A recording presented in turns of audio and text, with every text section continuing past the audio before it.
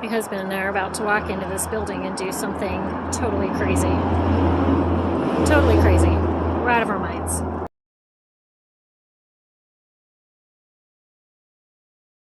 We're doing a crazy thing. Okay. We're going to go in there. Tell them what we're going to do. Well, we're selling our Las Vegas house, We're going to sell our house. which up to this point has always ever been referred to as house.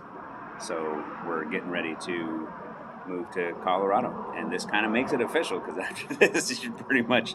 No, we're going to be homeless. So Yep. I guess we better move to Colorado then.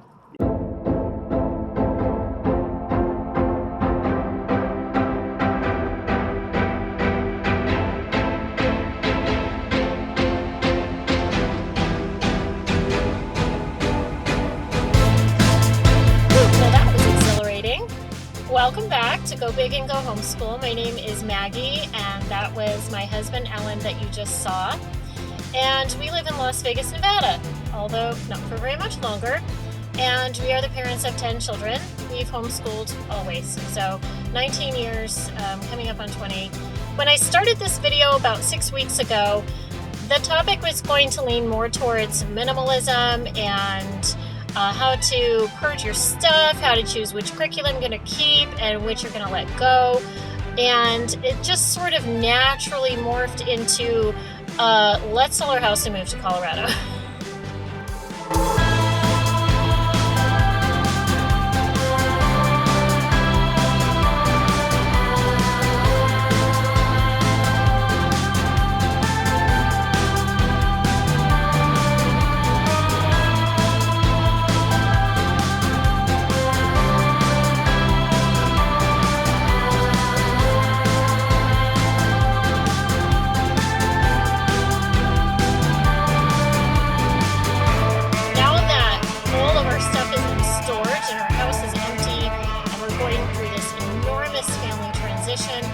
I decided that it would be a great opportunity to talk with you more about those things and also take you along on our journey and how we decided which resources we were going to leave out during this time of transition.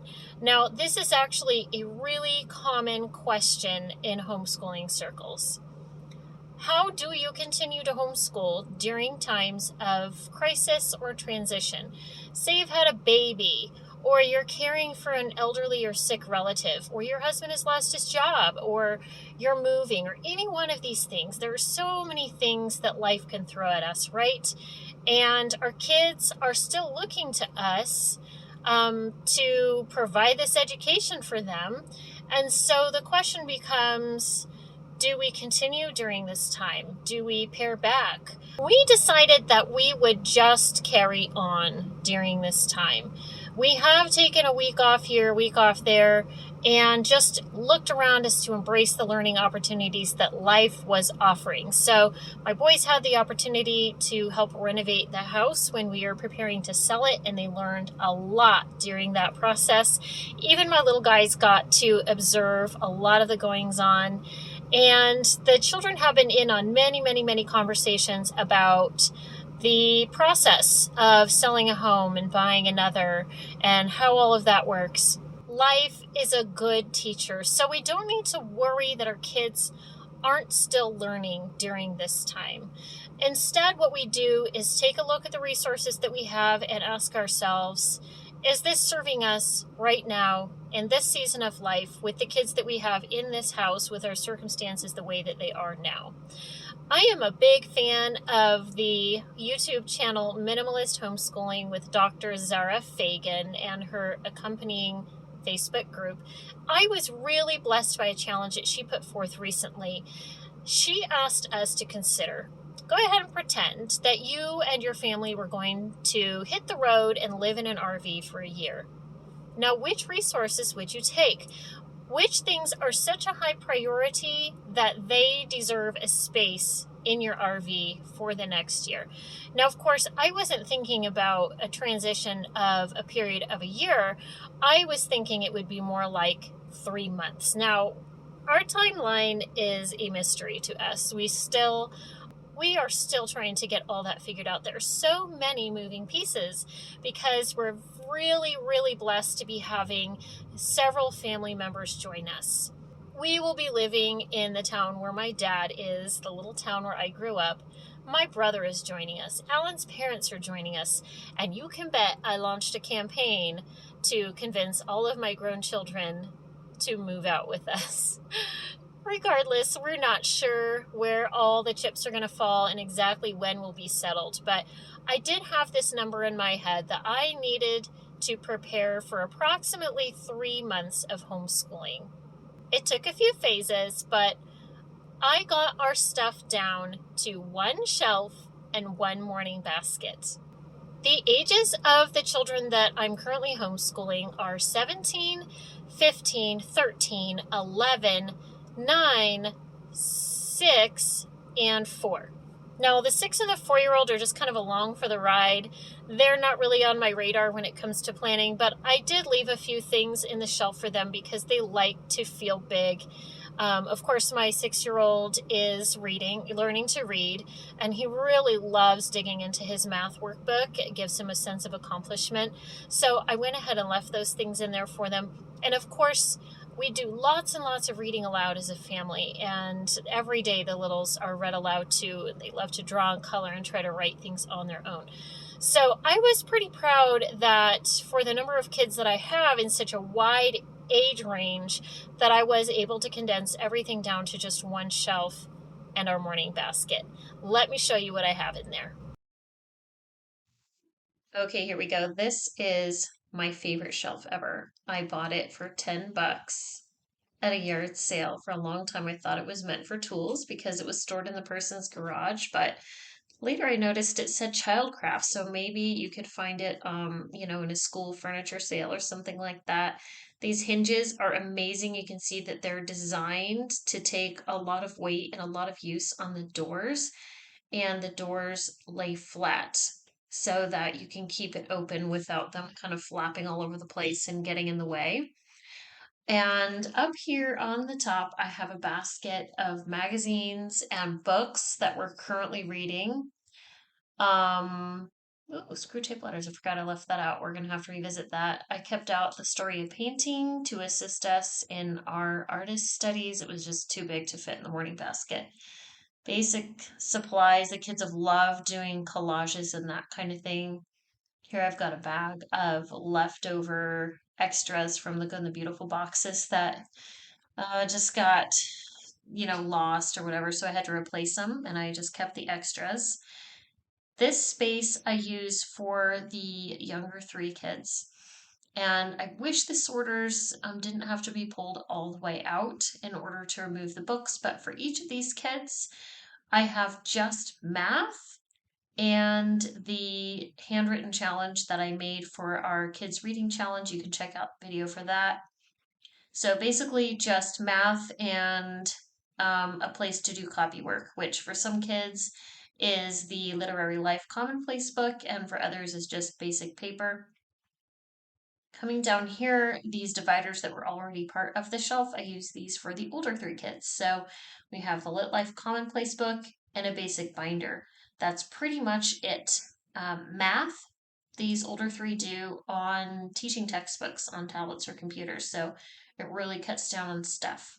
I have a bin for basic lined paper, and then a bin here for their sketchbooks and whichever markers survive the purge.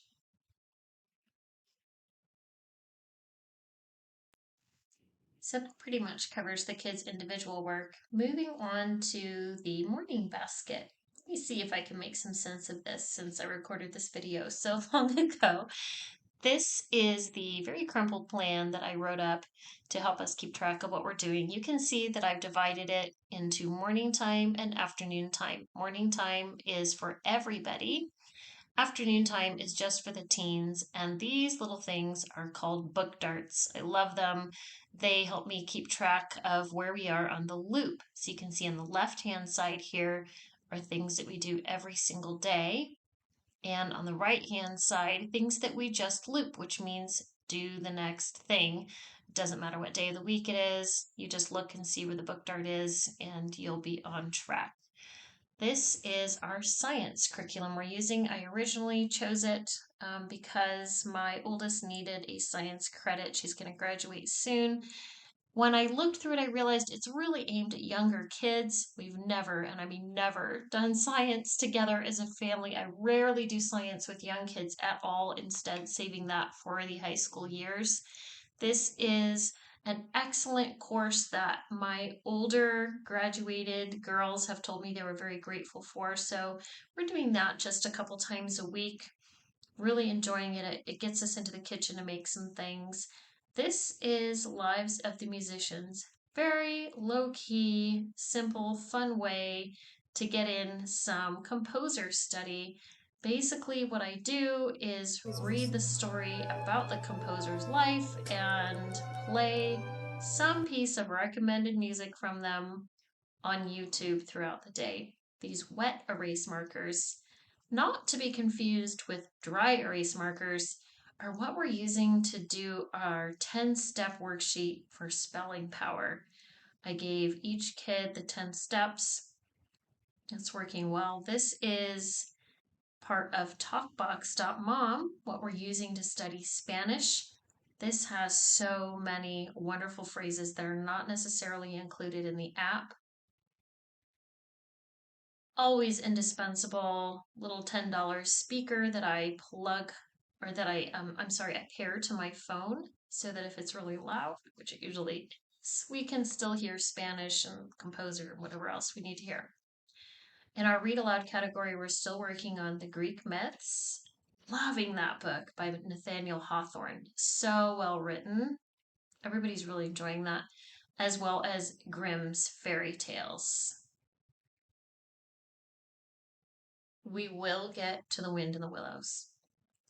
I promise we will get to the wind in the willows someday.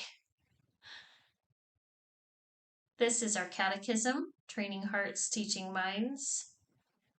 We've used this for many years, from the time that we very first started morning time, back when everybody still lived at home. The format is so easy for me to keep track of.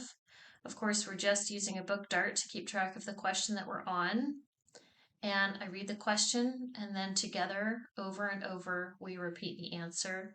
Every day, I will read the brief explanation, and I will pick whichever teenager I want to go grab a Bible and look up the verses that go along with it for us. Really a huge fan of this book. I'm so, so glad we have this. It's made Catechism a success after many years of being unsuccessful with Catechism. Whatever happened to Penny Candy is our favorite economics book. I also use this to count towards a math credit if I have a teenager who needs it. On Guard is an apologetics book that each of my graduated girls has said they were very, very glad that we did together. Now that they're out in the workforce, rubbing shoulders with a lot of people who have a lot of questions about our faith. This is a really great logical guide that really tackles some deep, deep questions. And my boys have a lot of those questions right now. Along the same vein, we have the fallacy detective. And not pictured here, maybe I found it later to show you, was the thinking toolbox. Really fun, funny, amusing, simple format. We just do a chapter a day. Again, this is all stuff we're doing during the afternoon time with just the teenagers. Those three I put in one category. We read just one chapter of each a week. It's not something we do every day. The Light and the Glory. Admittedly, a little bit of American exceptionalism going on in this book, but we do enjoy it. We needed American history. The Morning Time Liturgy of Love book has been an absolute godsend. I've marked part of the anthology in the end. The anthology really is what makes this book so, so valuable because it saves me so much time running around trying to look up all these things in our hymn books or get on YouTube and look up the poems or go through our civics book to try to find the civics questions. It's all there. Here's a wonderful planning guide if you need it to help you get started in planning your morning time. Truly, truly, you could get along with just this book and very little else if you wanted to super, super simplify your morning time. Occasionally, I will print out some pages from this book so that it makes it a little easier and everybody has their own copy of whatever we're going through. But if you don't have a lot of time, you could just grab this book and get started with very little thought. Just open and go.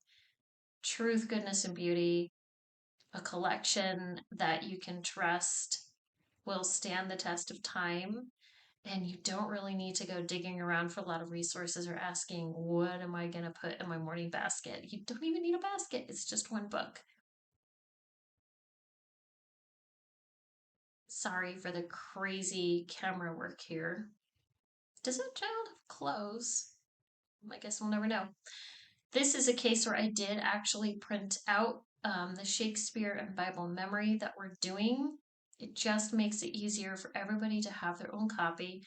We're still working on the first chapter of John. I think we're on verse 20 now. Even the little ones are keeping up. Very exciting. The mother tongue is what I attempted to use for grammar with the entire family.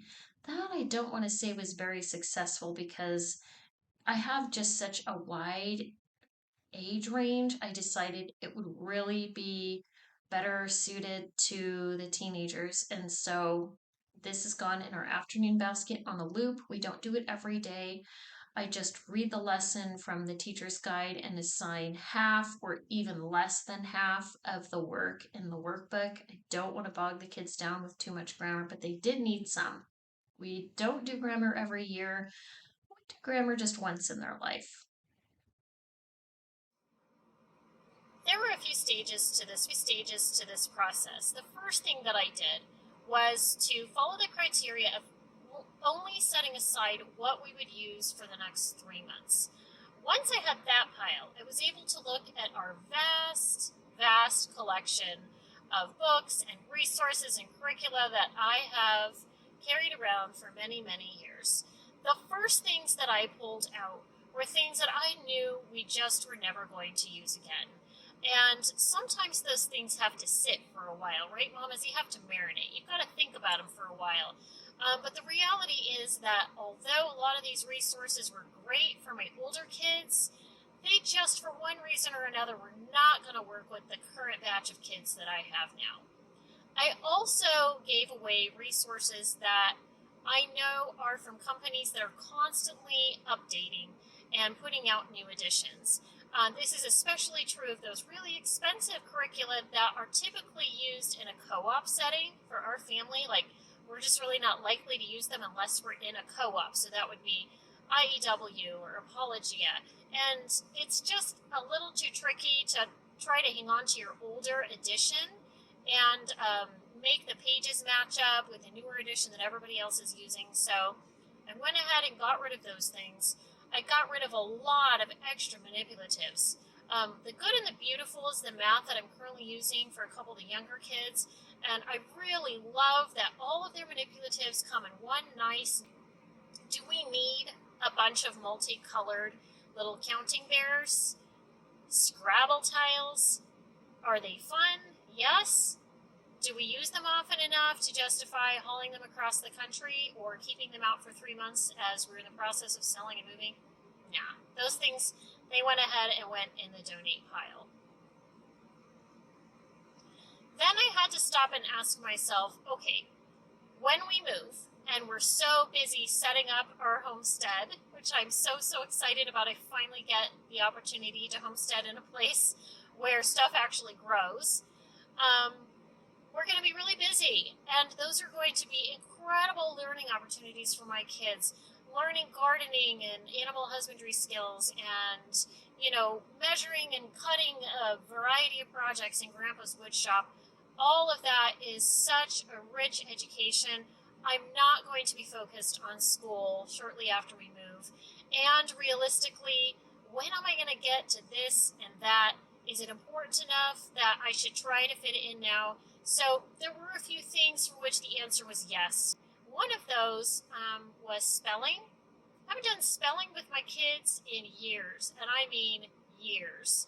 Typically, I have found narration, copy work, and copious amounts of reading are enough for my kids to gain proficiency in basic grammar and spelling. But at least one season in their lives, and preferably when they're a little older and can self-direct those kinds of things, I do want them to have some formal spelling and grammar training. So I can move and put all of our attention into establishing this homestead, taking advantage of the summer months while we can, and not worrying so much that we will just never get to spelling and grammar with those particular kids before they graduate. Now, I do have one high schooler who's just right on the edge of graduating, so I did have to sit down, get out my handy-dandy transcript worksheet generator, see which boxes we still wanted to fit in, and kind of move us forward in a direction that will allow her to graduate before we move. Of course, it bears mentioning that purging your family and to your homeschool. We have really loved the minimalist lifestyle of the past 6 weeks. Now, it has felt like 6 years. It feels like a lifetime since we decided to sell the house and move to my dad's town. We have been in one state or another living in Airbnbs, and that was a really great learning experience for me.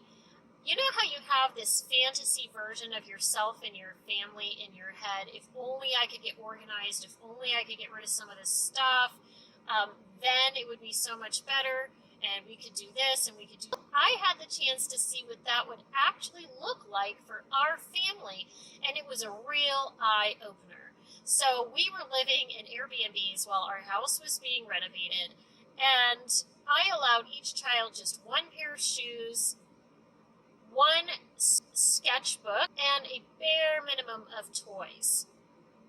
We arrived at spotlessly clean Airbnbs, and guess what? It was still a mess. Because if you are blessed enough to have a large family eating 3 meals a day and having a handful of things to do for entertainment, you're just going to have a mess. And it was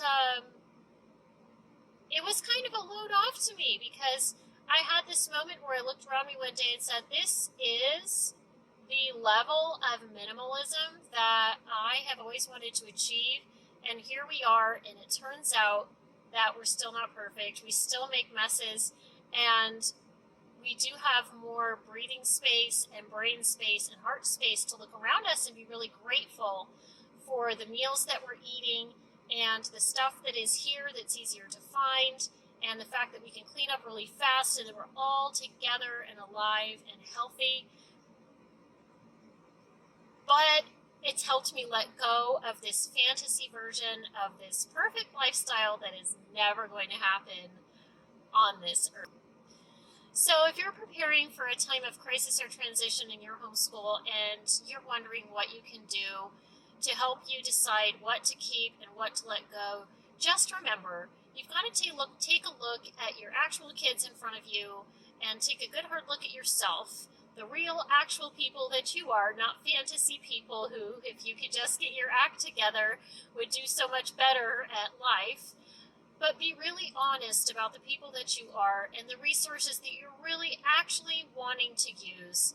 Maybe set an imaginary criteria for yourself, like Zara Fagan's challenge, and ask yourself, if we were going to get in an RV for a year or 6 months, just pick a number, what would we use?